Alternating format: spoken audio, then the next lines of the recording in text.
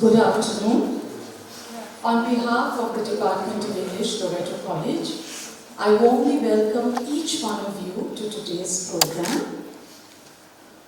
First, I'd like to invite our teacher in charge, Sister Dr. Mehta, to lead us in prayer and say a few words. Let's close our eyes gently for a moment. Become aware of our breath.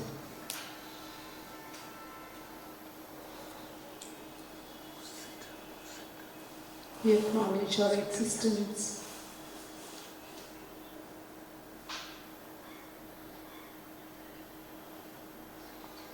I'm sure you've spent time in thanking God and the universe for the year 2024. And God has blessed us with good health, that we have come together as one family here to celebrate each other, especially for the beautiful person of Zilka.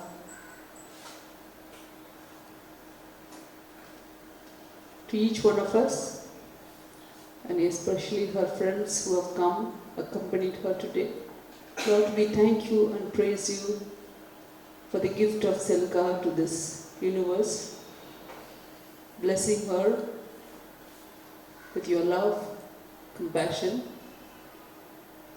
as we have come together to listen her journey in writing this book.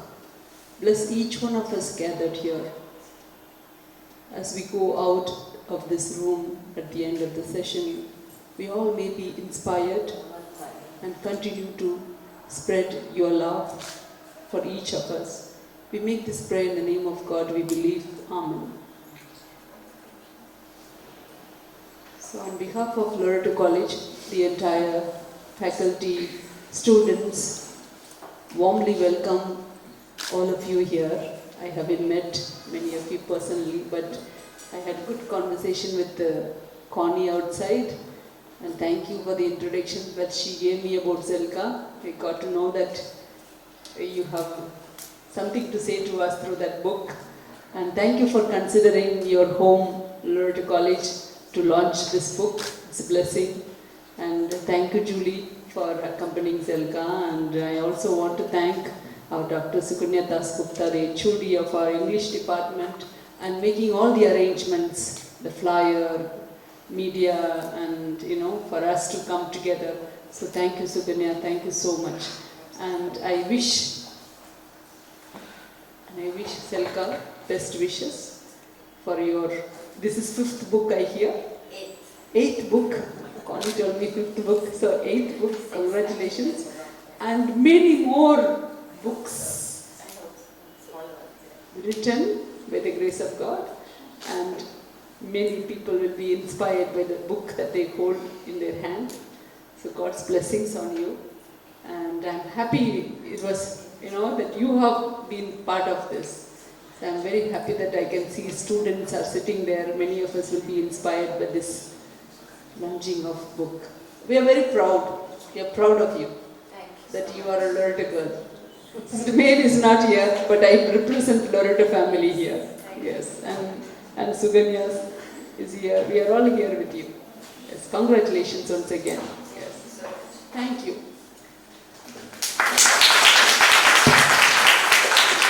I now invite Zilka Joseph and Julie Banerjee Mehta to please take their places on the dais. It is my privilege and my honor to introduce to you today the writer and acclaimed poet Zilka Joseph. Zilka Joseph was born in Mumbai, raised in Kolkata, and currently lives in Michigan in the United States.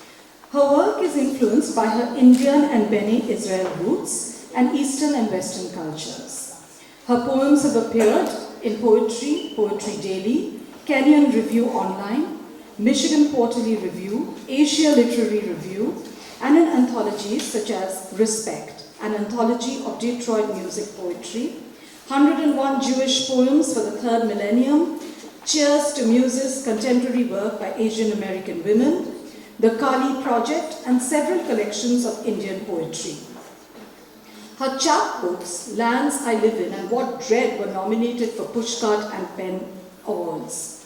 Sharp Blue Search of Flame, her book of poems, published from the Wayne State University Press, Detroit, was a Forward Indies Book Award finalist. Her third chapbook, Sparrows and Dust, is a notable Best Indie Award winner and is nominated for a Pushcart. In Our Beautiful Bones, her new book, is a Forward Indies Book Award finalist and has been nominated for the PEN America, Hoffer and Griffin Awards. She lives in Ann Arbor, Michigan, and she teaches creative writing workshops, is an editor, a manuscript advisor, and a mentor to writers. And we would like to give a very small appreciation, a token of our appreciation to Zilka.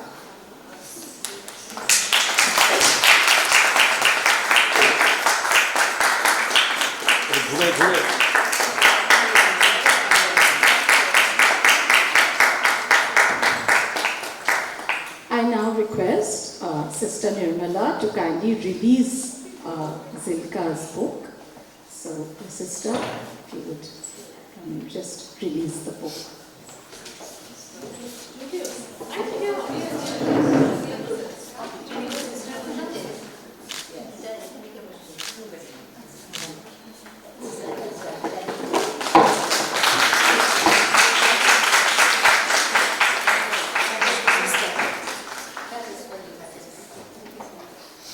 I now request my colleague, Dr. Shalokna Chattopadhyay, to introduce Dr. Julie Banerjee Mehta, who will be in conversation with Zilka Joseph after this. Thank you. Thank you, Dr. Dasgupta. It is my pleasure to introduce Dr. Julie Banerjee Mehta, who is a familiar face to most of us. Dr. Julie Banerjee Mehta is a Calcutta girl who studied in Loreto House and Loreto College. She is the author of Dance of Life, The Mythology, History and Politics of Cambodian Culture, and co-author with her husband Harish Mehta of Strong Man, the best-selling biography of Cambodian Prime Minister Hun Sen. Dr. Mehta has an MA and a PhD in English and South Asian Studies from the University of Toronto, where she taught for many years. Her translation of Tagore's Dark Heart was performed in Toronto to critical acclaim, and for this, she was awarded the title of one of 16 most influential South Asians in Canada. She is a scholar of post-colonial and world literatures, with her research and publications largely focused on the diaspora, ecology, and foodways. Dr. Mehta currently lives in Kolkata and teaches MA English at Loreto College, is a literary columnist for the Telegraph T2, and conceptualizes and curates the Bengal Club Book Club. Dr. Mehta, we are thrilled to have you here with us today, and we will take this opportunity to present a small token of our appreciation to you.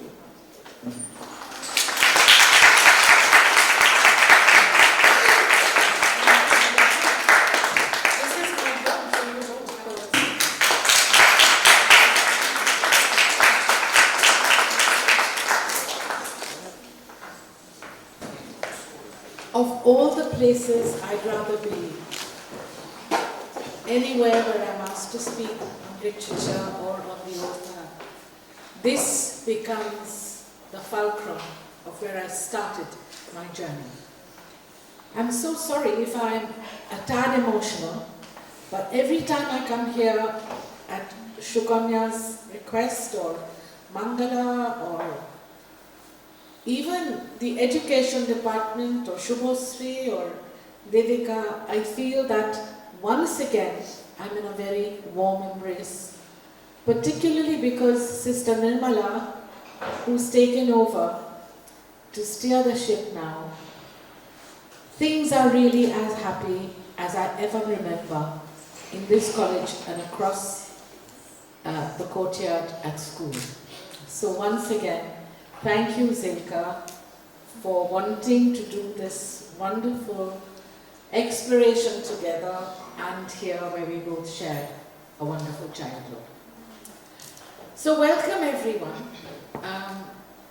Amongst my students, I find my MA students. Over the last 8 years, there are poets, there are promising, potentially very imagistic, thought-provoking and thoughtful writers whose turn of phrase and use of language, use of the imagination is quite fascinating. For Zilka's book, I think what struck me first was as I began to flip over the first few pages, ting came the bell, and I remembered a writer whom some of you might have been introduced to in class, Marcel Proust, and Proust's essay on remembrance of things past. That taste of that Madeleine, little biscuity cake, which he dipped into his hot cup of tea one night when he came home and his mother offered him tea and the Madeleine, remained as the metaphor, the moving, shaking object of memory recall. And if you go through the memory recalls of all the authors you study, and I'm thinking V.S. Naipaul, I'm thinking Neil Bisundat, who talks about the long journey from Trinidad to the West and the taste of salt cod on his tongue, how it made him remember. Why did he leave his homeland? I'm talking about Michael Ondaatje when I'm reading Sweet Melida, because it reminds you of that one line he wrote. The first Sinhala word and the last Sinhala word I lost was Vatura. Vatura, water in a kiss, since my hungry years of youth. He goes all the way to Canada via England, where his mother worked as a housekeeper to keep all the children in school. But he remembers that taste of the last sip of water he had when he was 10 years old, getting on the ship away from Sri Lanka. So the idea of food, the idea of thanksgiving, the idea of offering is very much a part of Sweet Malita. I just want to very quickly put us all on the same page. Foodways, as we thump our chests and talk about post-coloniality now, is nothing new. The whole idea of the Last Supper, the whole idea of offering food to the goddess in our tradition, in the Hindu tradition, the idea of offering and sharing is a community consciousness that we all are born with. Many DNAs, many lives past, pronounce us foodies. So, with Sweet Malida, we are looking at food with a different pair of lens. It's not the lens that Proust looked at the Madeline with a cup of hot tea, which was an everyday occurrence. If I was writing about machir jhal with shorshe and with lonka and with holud and shorshe bata, I don't know whether if I was doing it sitting here in Kolkata, it would mean the same as my doing it in my small little kitchen as a student in England or later in Canada, where I was amazed at how Keen's hot English mustard and the mustard oil from a huge 5-liter can actually made that taste of home come true. And with the diasporic person who is forever homeless, forever looking for a way to return, no matter how many homes we have had, the idea of food is translated into family, into belonging, into identity. And of course, not to upset my two historian friends here, husband Harish and Professor Afridi, uh, it is also the greatest link to history, as is language. So when both come together in Sweet Malida, then it becomes extremely powerful, a concoction. I'd like to start the afternoon, if I may, Zilka, by reading from a poem which to me is actually quite scary because it is a poem that theoretically what Salman Rushdie says about imaginary homelands, we are cut off, we are floating, and yet in order to live that homeland, we make imaginary homelands of the mind. So, how beautifully Zilka remembers her taste of the green kanji, and the poem is called Green Kanji and Destiny. So, listen carefully, Zilka, because I'm going to ask you some tough ones after I've read a couple of paragraphs, verses. The house always smelled different, lighter, somehow freer, fresher, fragrant in a way that it didn't when red curries were cooked. Hunks of ginger, garlic, onion smashed and ground on the rich stone, scooped into a steel bowl. Then oil heated in a dekchi, peanut oil, Postman brand when I was young, till it smoked a handful of curry leaves with 1 or 2 green chilies. Seeds removed. We could not deal much with the heat. Thrown in, the crackling, the fragrance, and the wet paste added soon after. What a sizzle and splatter! Noses and eyes watering briefly. Stirred on a medium flame, a slow stir, stir, stir, with a dash of cumin and turmeric and a half poundful of coriander powder. Salt to taste. Mouth-watering smell, the smell filling the rooms, wafting out the windows, attracting crows to sit on the sill and caw. Masala never browned, but gently fried. Rawness cooked out. I'll stop there. I'm very tempted, but I'll stop there. So, Zilka, my first question to you would be that one observation I would make is that when you talk about food, and so distinctly and definitively that you made a distinction right in the beginning between the red curry and the green curry. do you think in ordinary circumstances, while in the homeland, you would think so in such a, how would I put it, in a pernickety way, how different is the green from the red? Thank you so much for being here. Thanks for inviting me, Julie. Thank you for having me here. Um, I'm going to get right to your question and I'll talk a little later about my book. Um, I think I always had this sharpness in taste and smell and discernment in flavors from quite young. Probably didn't realize it at that age.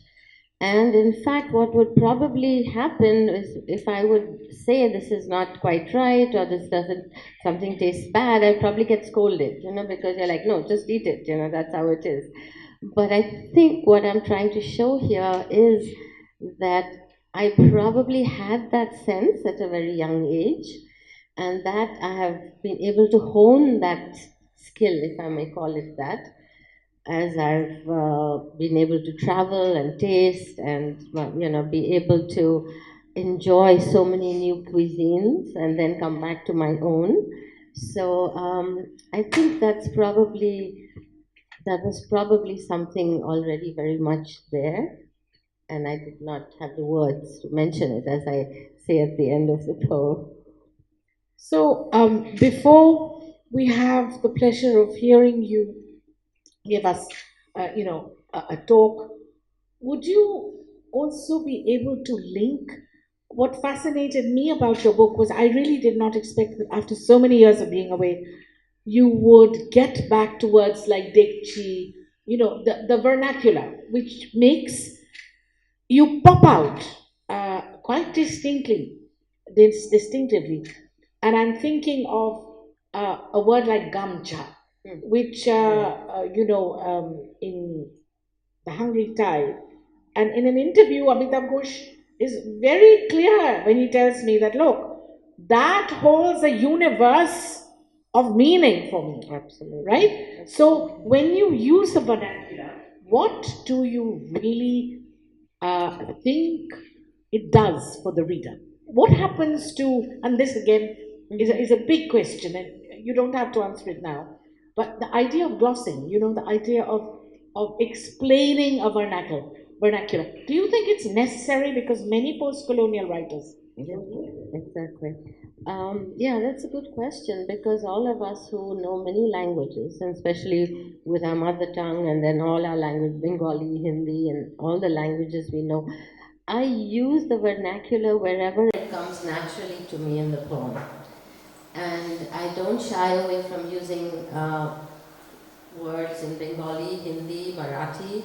In fact, several of my books have a lot of poems that they use the word several times, and very often the meaning gets explained in the poem itself. I don't have a glossary at the back. Sometimes I do if it's something very specific, but mostly I allow the reader to explore and absorb what's happening and get the reference, get the meaning from the references in the poem, so that they don't feel excluded, but at the same time they enjoy what the word sounds like. Wonderful. I think we are on base and we know what to expect, and we're all anticipating a great talk. Tell us about the Bene-Israeli connection. That would be wonderful. Please. I'll head over to that. No worries.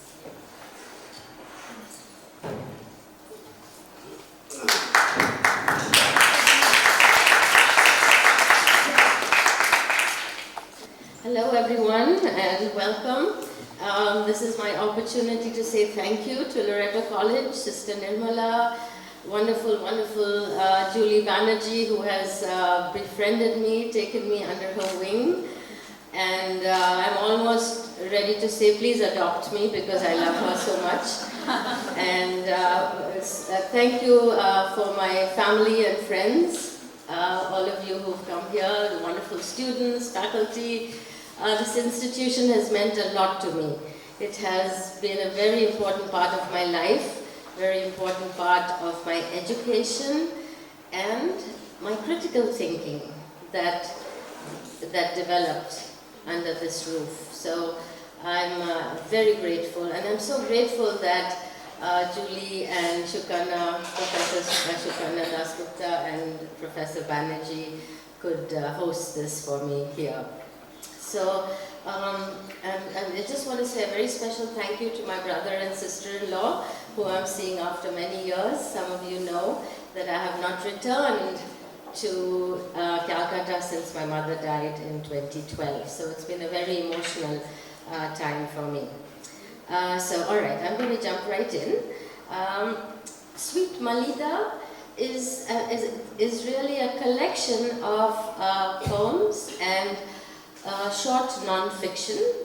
It's a hybrid form, really. It's a mixture of different styles, different forms, different experimental poems as well as prose. And it's based on the history of the Ben Israel Jews of India. I come from this very ancient community, and as I've traveled and moved around, I have realized that people don't know about this community. And if they do, it's very little or it's misrepresented. And as I've traveled in the West particularly, where it is the Ashkenazi Jewish community that is in the majority, the Sephardi, the Mizrahi, the Indian Jewish communities, even the Southeast Asian, the Chinese communities are not even heard about. So after this book was written and I began doing talks everywhere, I realized that perhaps this would help to open some windows and doors in the world of Jewish culture.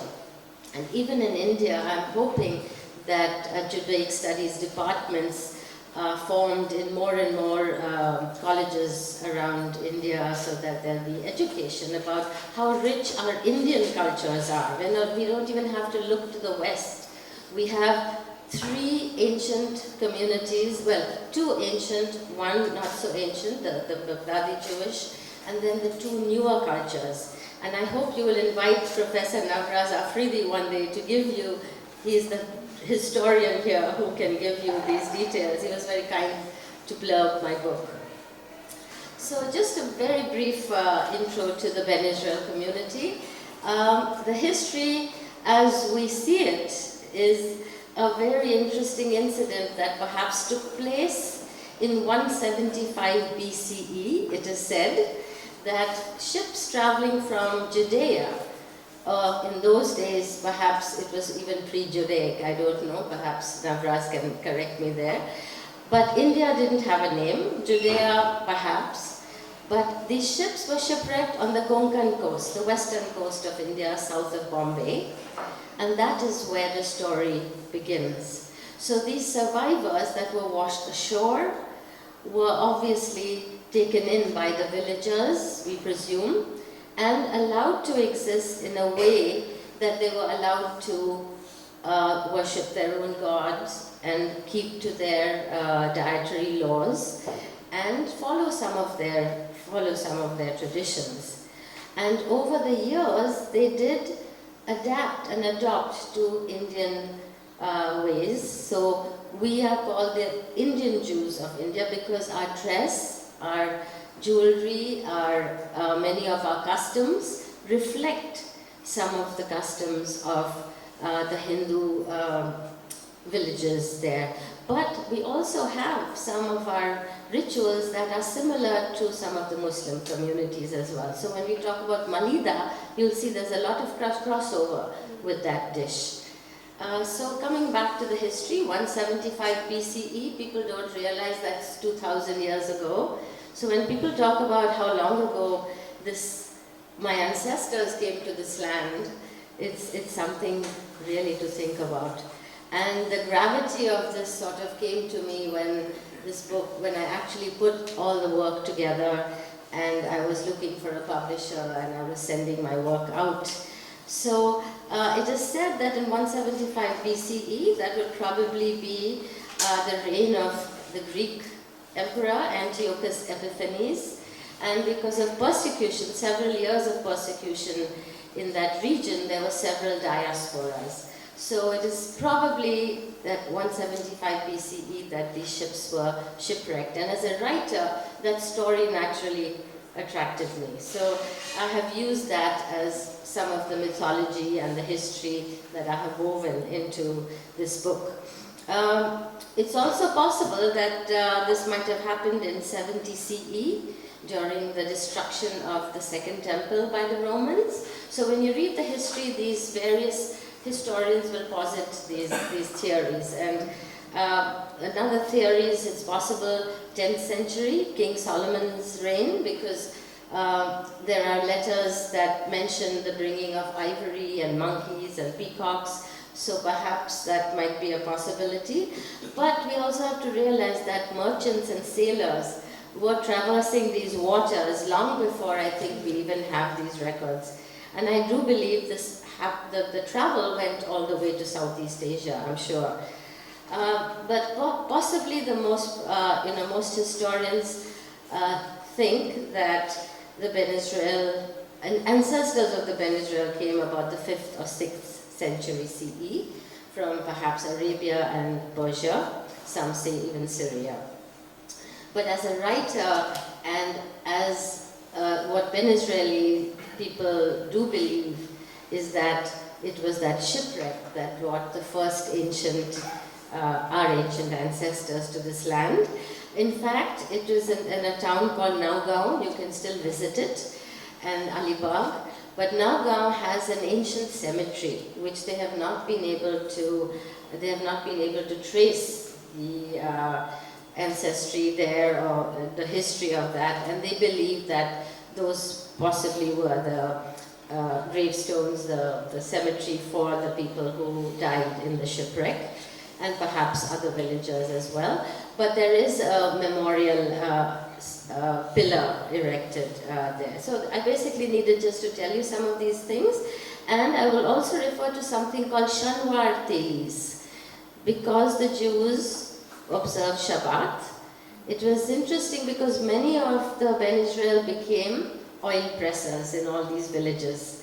So, and they did not work on Shabbat, which was Friday night to Saturday night. So they were, Teli means from Tel, oil person, oil presser, and Shanwar as in Saturday. So this is a term you'll hear me also using. And the other two communities that are well known in India are the Kochini Jews, who are of Sephardic origin, that means Spanish and Portuguese, kept coming also after a lot of persecution in the West. And then we have the Baghdadi Jews, whom you possibly know the most about because we have these beautiful synagogues and tremendous heritage that you can find in some of these synagogues here. Bombay too has Ben Israel synagogues. Many of them are older than the Baghdadi Jewish synagogues, and some of them are still functional. So I'll stop there as far as the history is concerned, because when you read the book, you have the context in front of you. But as I'm reading, and I want to have you be part of this history of the poems that I'm reading, I wanted to give you a little background there. So I'm going to jump in with the invocation in the book, that is to Prophet Elijah. The Jews, the Ben Israel Jews, have a very special ceremony called the Malida ceremony. And as my book says, that Malida is the dish itself, but Malida ceremony is this beautiful choral prayer service that is given in thanks to Prophet Elijah. Prophet Elijah is very special to the Ben Israel because they thought there was an actual rock up in a town in the Western Ghats where his chariot is supposed to have landed, and there's a poem about that too. But I just want to give you this poem first to give you a sense of how the senses come in and the blessing over each item that is used in the ceremony. There's fruits, there's dried fruits, there's flowers. Eliyahu Hanabi, give thanks to the Prophet Elijah. Let us heap the sugar-sprinkled poha, tall as a pyramid, mixed with shredded coconut, precious dried fruit and nuts, scented with the most fragrant of spices. Oh Elijah, can you taste the nutmeg, the cardamom, the freshly sliced mangoes, guava, chiku, apples, bananas, arranged like garlands? Can you see the pomegranate seeds dotting the top of the rice, bursting sweet juice and tartness?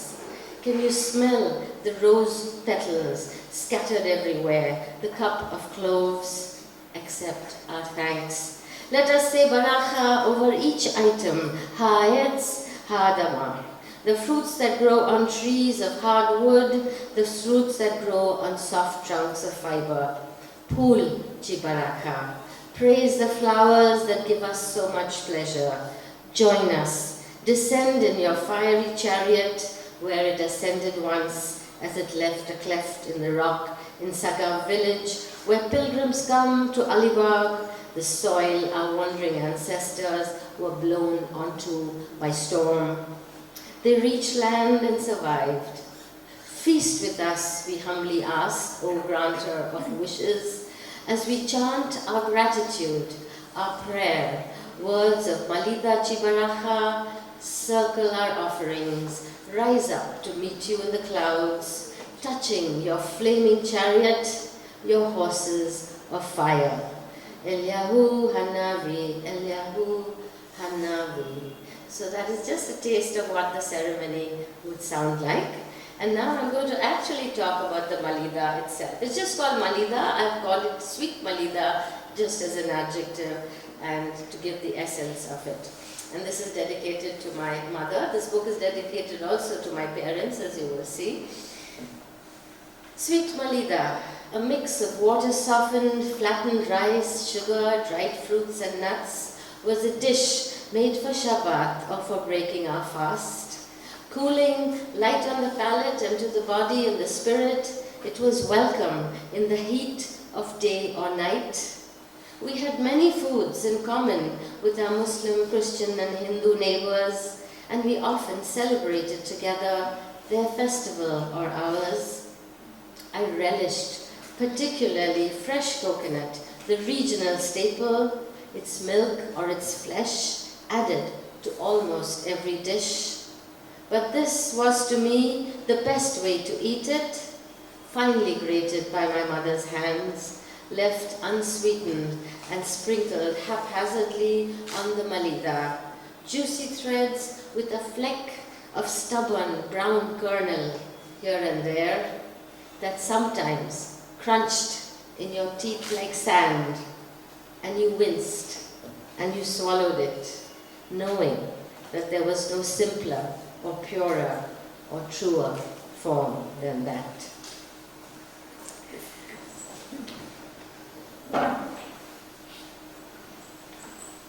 Very simple dish, very healthy to eat, so maybe you should try it. I've been able to teach it to a lot of people in Michigan who invited me to demonstrate the making of this, and it was a lot of fun. It was a lot of fun. The next poem I'm going to read is called The Angels of Konkan. You will hear some of the references that I've made a little earlier. But I also, because many of you I'm sure are aspiring to be writers or at least appreciate poetry, I hope you will study the forms in this book because I've used varieties of form. This is in alternating couplets, and I've also used a sort of aside that is in parentheses or brackets to show an inner thought. So I have the voice of the survivors coming in through the words that are in the parentheses, and basically it's a poem of gratitude. The Angels of Konkan. Navgaon, Maharashtra is where it is believed the ancestors of the Ben Israel were shipwrecked and where a ruined cemetery exists today. From tumbled sands and shattered bark, blurred shadows dragged us. Where were we? They dried our battered bodies, bound our wounds, clothed us in woven cotton, fed us warm food that we could not name then with their hands. And as Elijah ate of bread and flesh the ravens gave him, so also we ate and drank of the cool water brought from brooks. Who were these healers? Then in fields of grass near the sea, we buried our dead, the ones we found. Where are they now? Set gravestones to remember. They let us pray as we wished, and giving thanks to Adonai, learned the craft of oil pressers. Or did our tribe know it already? Ate what our laws permitted, and praising this vast green land, its rich soil, its rivers, its carts, its grains, its fish and fowl, we blessed the hearts and the living hands of the villagers who saved us. So that's a little bit touch of history there for you. Julie, tell me how much time Shukar, what time do we have to roll up? Completely roll up? 3 will be very tight. Will you give us 5 minutes more? Yeah. Thank you, ma'am. Sure. Okay. So do I need to finish reading now? Yeah. Okay. So what I'm going to do is then I'm going to just skip to the last poem that I'd like to read for you. It's a variety of poems. The center poem is a long poem called Leaf Boat. And it skips over time, place, geography, history, and my own personal journey. So I would love you to study it when you get the chance. So what I'm going to do is I'm going to read, it's full of fragments, tiny fragments. So I'm going to start with a short part of it. One of the things I'd like to say is that from what the story my father told me, he was a marine engineer and it runs in our family. My brother is a ship's captain and my nephew is also on the navigation side. My dad was a marine engineer and he sailed the seas for many, many years. Apparently his ship was leaving the port of New York Harbor, and the agent ran alongside to shout to the people on the board to tell my father that me, this girl child in Bombay, was born. So I have that story in here. So I'm just going to skip very quickly. In the Sundarbans, the sun is sinking, mangrove roots like ribs, fields and fields of fiddler crabs. Fishermen light kerosene torches on the deck, lock themselves below. The boat rocks and tilts, the hurricane lantern shakes, tiger claws break through wood. The widow's village is full. Where are the fishermen, the honey-gatherer husbands? I shall fear no evil in this valley of tides. We walk through the shadow of the unknown world. My third eye is the unsleeping captain of the dark. A girl child. West to east, the planet turns. I was born Thursday in monsoon rain. East Coast time, night time. In Bombay, a baby opens her eyes. So young, my parents, feeding pigeons in Trafalgar Square, how they sailed the world. Solomon, my father, king of the engine room, king of the house, king of our destiny, sweet mother Ruby, loving and mild, more precious to me than jewels, their daughter prepares to leave. My grandfather was a doctor in the British Army and he was sent to Palestine and Egypt during World War I. Next year in Jerusalem, Granny prayed, and safe returned dear husband from Egypt's trenches. Soldiers fall all around him. Some of her letters survive, but the photos from Palestine are gone. Multifoliate roses open to the sun. In Bombay, how many Shemas did she say, come back Aaron from Britain's war? His limbs collapse with some disease, just 36 when his father, his uncles say Kaddish for him. Young Hannah in a white sari at his side. Hannah is my grandmother. Oh, Hannah of Bandra, mother of 3 small sons, your 5-year-old daughter dead in her grave. Hannah alone, selling your gold, your journey just beginning.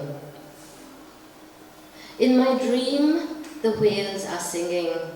Check the dorsal, this is how we identify migrants.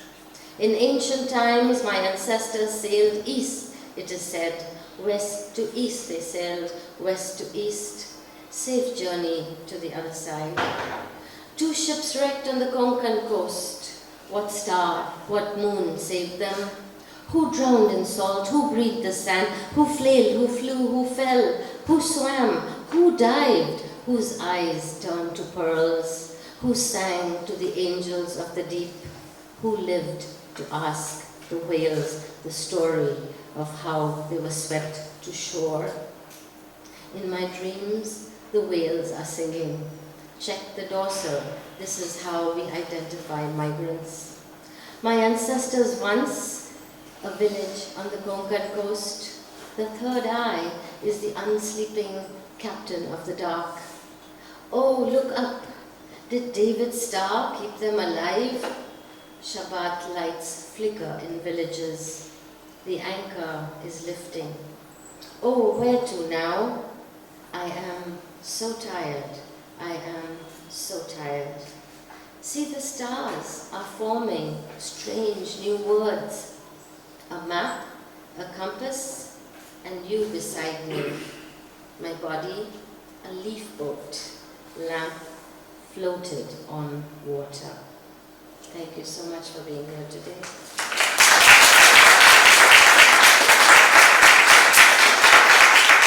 Those of you who are students of modernism, especially gesturing towards the brilliant Professor Sukanya Dasgupta here, I heard the elements of Eliot, the drowned Phoenician soldier. I saw the pearls that were his eyes, right? So intertextuality is so much a part of writers such as Zilka Joseph, because I think we are all brought up from our initial days. I think I read Eliot when I was 16. I don't think I understood even 20% of what he was saying. But, you know, those cadences stay with us, right? I'm thinking also of the imagery you use, Zilka. For instance, as you were speaking of Sweet Malida and the making of it, how many of you have read The Namesake by Jhumpa Lahiri? How many students of us? There you go, wonderful. So did you not think of Oshima standing on a hot, sticky night when she was 9 months pregnant and dying to have jhalmuri? There's no way you could get jhalmuri on Fifth Avenue. So what did you do? You made your own jhalmuri with remnants of mustard oil, Rice Krispies and Planters peanuts. I could totally relate to that. Exactly. And I think what you might like to talk a little bit about before we open it up to the floor, Zilka, is a tough question. And I think our historian professors here would push me to ask this question. I was wondering, did you at any time, when the book was being published and what was happening in the Middle East, the Israeli incursions, what was happening in the Ukraine, the Russian incursion, did you think, hey, hang on, is this the right moment? Or is there ever a right moment to write about your own cultural history? Or should you even care? Or should all poets, and I know we have people such as, do we have Shomoshri here today? Who's a published young poet. Wonderful. And then we have a highly publicized writer here, who's a poet at heart, Manish Gaikwad. Everybody wants to tell their story. There's a story within each one of us, right? So how far was that in your frontal lobe? Were you thinking about it, or did you say, this is my story, I'm going to tell it anyway? Yeah, thank you for that question, Julie. I think what we have to remember is then when a book is written, it takes many years to put together. And it also depends on, the book may be ready, but it does not find a publisher soon enough. So this book actually was probably, is a collection of some old writing, and for me old writing is not a bad word. It's good writing, that's enough. And it has to fit into whatever narrative that you are creating, right? So I had these little pockets of work, and then these food poems that got published by a wonderful journal called Rasa, which was an imprint of Whetstone. And so I began to draw these pieces together, and that became sort of the main backbone of the book. And then some of the historical pieces came together. So this book was probably, that came together a couple of years ago. So we're looking way back in time. And then I found a publisher who was ready to do it, and who did it very quickly, because I had been invited to the Indian American Arts Council Literary Festival in New York. And I was very excited. This book was due to come out February of 24, but the festival was in October 23. So my publisher actually got some books published so that I could take them to the festival and have them in my hand to read from and sell. So we're looking at almost 3 years now, right?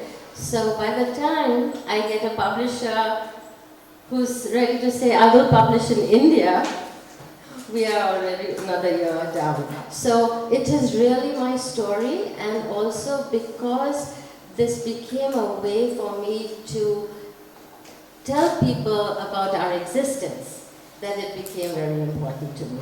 And the rest of it, of course, everything that's happening in the Middle East today hurts me terribly. I mean, it's very difficult to even express it, but no writer or poet can go unscathed by what's happening there. And at some point of time, people have asked me, why aren't you writing about it now? It doesn't happen that way. Something has to work. It's so raw and so painful now that we're dealing with it every day. And all I can do is pray for peace for all of us, all of us. You know, this whole idea whether writers should be activists or should not be activists. It's a very personal, subjective thing. Thanks so much. Well, I think there are enough little nuggets there to chew on for today, and it would be lovely. I see Nazreen sitting right in front. Shobhashri is here, my class is here. Please, just fire. Comments, questions? Comments are welcome too. Observations. Nazreen, would you have something to say? Please, go ahead. Well, should I hold it? Go ahead, Nazreen, then you can pass it. Well, come here so we can get you on. I'm just curious, since Malida is a food item. Nostalgia is a component of this segment. Nostalgia, as we have seen, is often represented through the visual imagery and not with food as much. So how did this idea of using food as a nostalgic element come to you? I don't think it was a conscious decision, as we do when we're writing. I began to put together a lot of these descriptions because in many ways that had become lost to me. You know, I've lost my parents, I've lost my home, and this became a way to recreate some of those things as well as retrieve, absolutely. Because people, in a way, what I'm doing is bringing these stories alive, and I'm hoping that in the reading of them, everything comes alive again. So sometimes the word nostalgia is given a bad name, and sometimes I guess I can see why, because then it's a sort of wallowing in that melancholy and things like that. But I think the way nostalgia works, and I know there's no other word really to describe it, nostalgia is the best word we can come up with at the moment. But I think what I'm trying to do is actually put myself back as close as possible to that moment when my loved ones were alive and I could actually feel, hear, smell. So naturally there is nostalgia, but there's memory and imagination. Because without that imagination, I would not be able to sort of recreate creatively something that you can read and enter into without that skill or without the craft. So everything is carefully crafted so that even the arrangement of the poem, so that you read about this food item first and then the next food item next, so that you too are brought into that journey. So as a writer, everything is very determined. You know, when you first write, it's all like, I'm sure there are plenty of writers here. The first is the raw material, and then you make the art. So when I teach, I always say, no, you're not writing a poem. You're just writing raw material. Then you make a story or a poem. Thank you so much, Zilka. Shomashri, come forth. Come hither. Shomashri is a published poet. Hello, ma'am. Ma'am, I don't have a question per se. I have two comments to make. Sure. So, when you were reading that poem, the poem you read at the very end, Yes. so you were talking about the whale's song and you were talking about the ice which became pearls. I sort of remembered Shakespeare's Tempest and Ariel's song. Fathom 5. Yes. Lies. Yes. And it kind of gave me a shudder in a way. And what I thought about those, the way you described the process of making the food, Malida, and the second poem that you read. So I have been reading a lot on Keats recently. So what I felt was different about you and Keats is that Keats's sensuousness, his imagery and the vividness sort of makes you tremble, and your vividness made me want to cry. So, yes, ma'am. Emotive quantum. Yes, ma'am. Thank you. Thank you so much for those Can I have your words. mic? It's an honor to hear from all of you on this.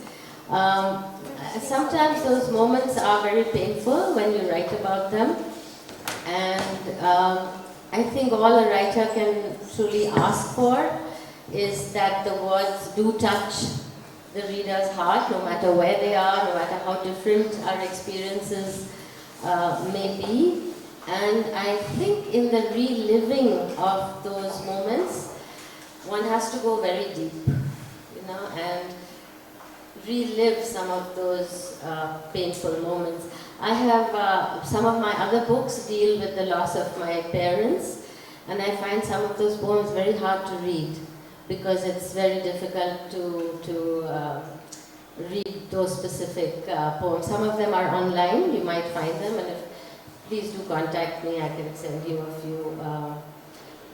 But thank you for that, because we do dig very deep to give the essence of that presence, or those presences. And in Leaf Boat particularly, I really would love you to study that poem, because it's a long poem, and it has so many threads to it. So what you have heard were like the last few. So I would love to know what you think, how you feel when you've read the entire fabric of it. Yeah, so thanks so much. Anybody else? Would any of the professors have a question? Yeah. Yes, one has a question. I just wanted to make one observation. Yes, sure. When you were reading out the last poem, you mentioned where you mentioned your grandmother.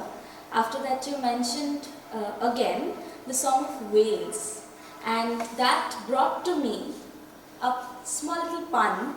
It came to me as the song of wailing, and Lovely. that really Lovely, thank you. hit the spot.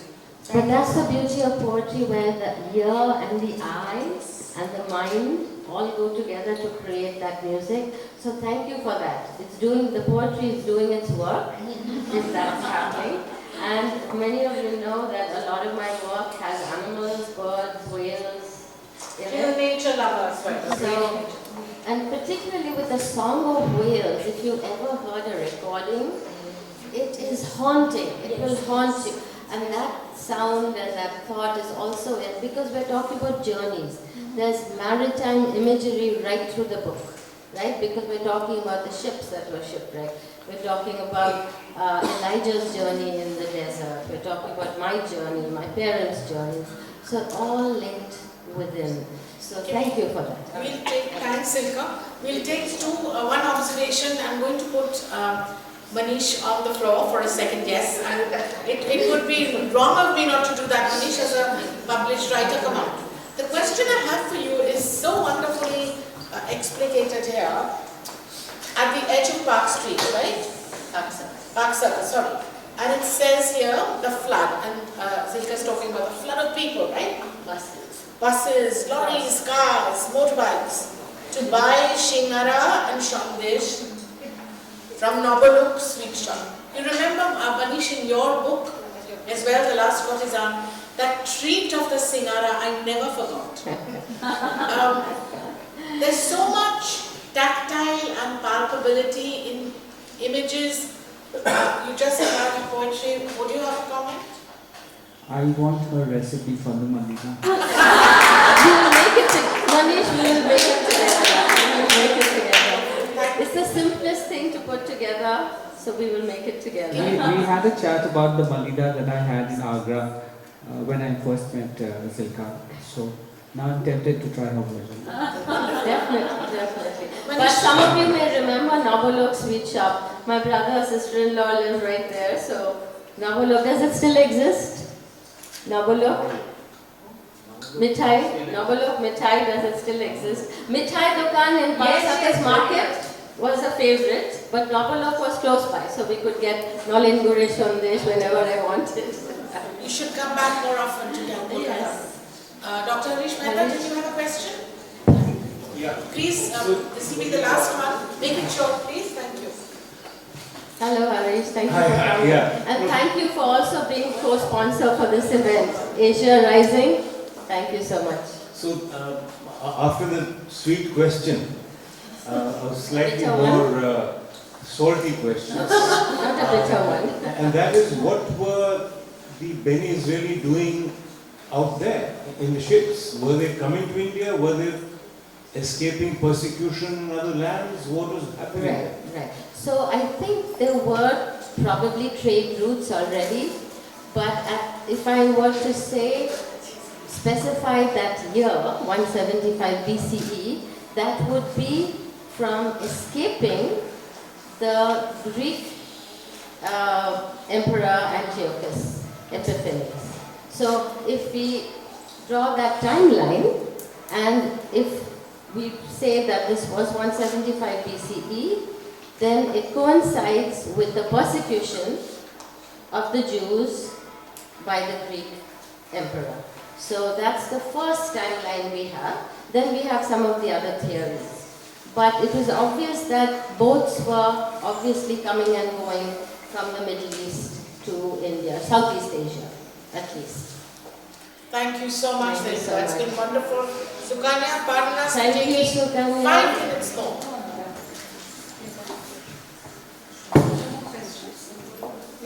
I think we're good. Thank you all so much for coming. It's been an honor. I hope you will be Thank you, Zilka, from reading from that very rich array of poetry. And thank you, Julie, for being in conversation with her. I now request Dr. Shubhasri Basu to give the vote of thanks. It gives me great pleasure to offer the formal vote of thanks.